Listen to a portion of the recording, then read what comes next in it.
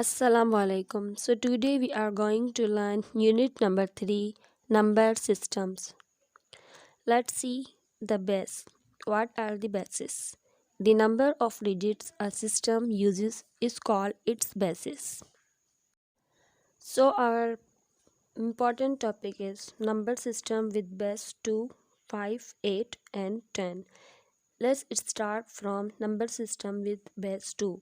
A number system formed by two digits 0 and 1 is known as a number system with base 2.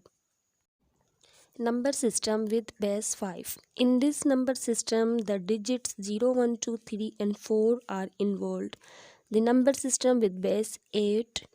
In this number system, the digits 0, 1, 2, 3, 4, 5, 6 and 7 are involved, also known as octal system. The number system with base 10. The numbers involved 0 to 9, also known as decimal number systems. Conversions. The numbers used in the systems can be converted from one system to another system.